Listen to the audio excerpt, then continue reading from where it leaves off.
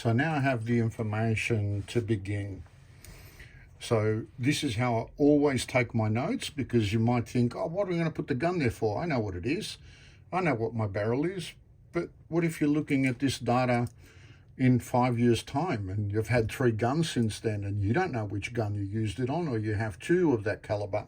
So it's always important to write down as much information as possible. And if you think that I've learnt that from my own mistakes, you would be absolutely right. I'll remember that data, I won't write it down, and then I'm like, oh, did I switch gunpowders on that? Did I use that gunpowder? And then from then on, I just wrote down everything. So we got our gun, our caliber, our twist rate in the barrel, what brass am I using, what projectile am I using, what is the overall length, what's the comparator length, our minus our 20th thou, or half a millimeter, and what that outcome is on both of them, what gunpowder I'm using, what is the recommended minimum, and what is the recommended maximum. Now, I'm not going to go anywhere near that, because my bullet is the overall length of the bullet, which we're talking, when we say a bullet, we're talking about the whole thing, is half a millimeter longer than factory. So, which means that we've got a lot of air in there. So we need to take that up, because that can cause as much compression as too much powder. Now, there is something I want to look up. This is some old data that I was running my 62 grain. And I wanted to see over here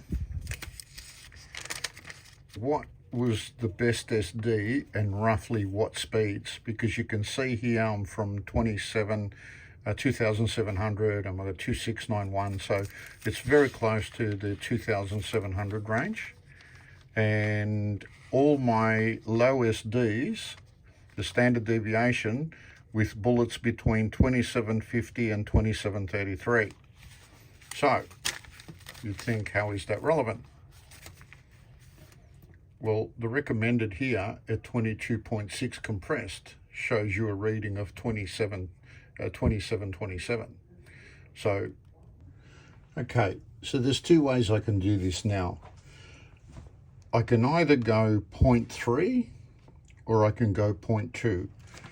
If I go 0.3, that means I will have 5 of 5. So I'll be shooting 25 bullets to give me an indication of where I'm at. Or I can do it in 7, which means I'll shoot 35 bullets to get where I'm at. Now, I don't have an issue with 10 bullets between the two. I don't think it's here or there. I think I'm going to get a much more accurate reading through this. We will have to go back in ones, because I like to go to that.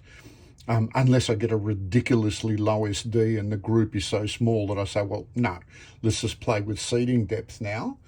But this is where we're going to go. So we're going to start our powder charge at 21.8 and we're going to end up at 23. Yep, let's do that. So now that we've got a start, there's one more thing we need to do, and that is make a dummy round. So just using any old case that I have, as long as it's not damaged, and make sure that it's not too long, because that could cause us issues and give us wrong readings. So as long as we're under 44.70 in case length, we can do this. And you may remember my little hand tool from Lee. This is where it comes in handy. So basically, we're just going to resize this by hand. That's how you used to do it. You used to hammer it in and size it. So we're going to have no primer, no gunpowder here. We're just going to go over to the press. We're going to press this one into the length that we need, and then we're going to test it to make sure that it cycles in the rifle. So we're not going to look at the overall length now. We're just going to go with the comparator length. So I'll bring this down, sit my projectile in, and go there until it touches. So that's just seating in. And we'll take a measurement.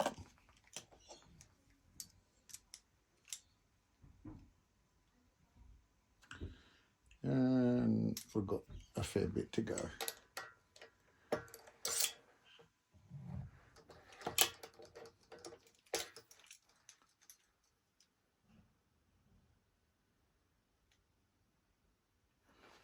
And we're at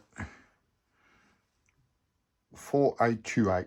I'm going to leave it at that, and I'm going to see that it all fits in the rifle okay. So the first test we're going to do is to see if it fits in our magazine, which it does comfortably. More than enough room in there, which I knew it would anyway. I'll throw that into the rifle, chamber it around. Oh, beautiful. Bolt goes in nicely. Just catch it. Very nice. I'm having a bit of a rethink on this whole powder thing, and the reason for that is I decided to do a projectile length check. Now the far out is the, next to my finger here, is the 62 grain, and the one next to it is the 77 grain. Now as you can see, there's a fair bit of projectile that's pushing into this case, and that's going to cause us compression. So I know that we've already got a lot less powder than what we'd usually run, because with the 62 grain, I'd run around 23 to 23.5 grain of powder. So we're already down to 21.5, 22. So what I've opted to do, scrap the 0.2 increments and actually go to 0.3. So we're going to start a lot lower, a lot safer, and we're actually going to start in the middle range, the 21.3, which is a safe zone. And then we're going to go up into the compressed area. And I think that that's going to be a lot safer. Let's start loading some ammo. Here's another little trick that I do. I don't actually pull apart my dummy round. So what I've done is I've marked it at 77 grain with my comparator length written on there. And what will happen, once we do our seeding depth on our second group of shootings, once we know our powder charge and I know what it is, I'll actually make a proper label for this. I'll put it over the top and I'll put it in with all my other dummy rounds. So whenever I want to set up a die, all I've got to do is pop it in there, turn it down till it touches, and then it's already set up. So this is just another little thing that I do.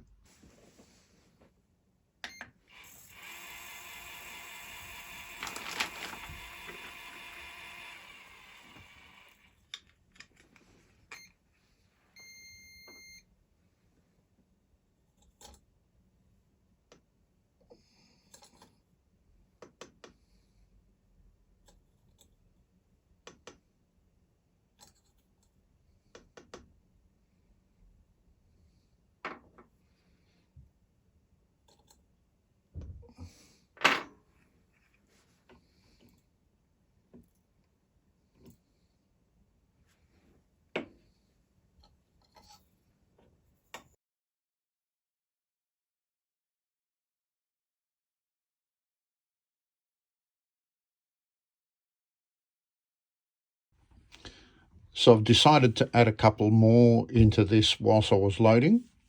And the two that I added is I added an earlier one at 21.0, and I did add one at 23.2. It doesn't necessarily mean I'm going to shoot them, only because as I'm coming down the scale, if I start seeing signs of pressure, I'm going to stop firing. If I see a case expand, or if I see a primer pancake or anything like that, that's where I stop. So it's good now to have that broad range and see how they go on the range. So our 77 grain 223 rounds are completed. I've got, in the end, I ended up making 45 rounds. I always do things like that. But the reason for that is I went a little bit, one step lower in the powder. I dropped it down to 21.0 instead of starting at 21.3. And I did go as high as 23.2. Now, when I did press that, I realise it's a very, very compressed load. So I'm going to have to watch the speed earlier on and check for pressure signs. If we see any, we always stop. If we see abnormal speeds going over 3,000 feet per second or even 2,800 feet per second, we stop. So we might not shoot all these, but we will find a node and then we'll be able to start on our seeding depth. So I'll see you out at the range.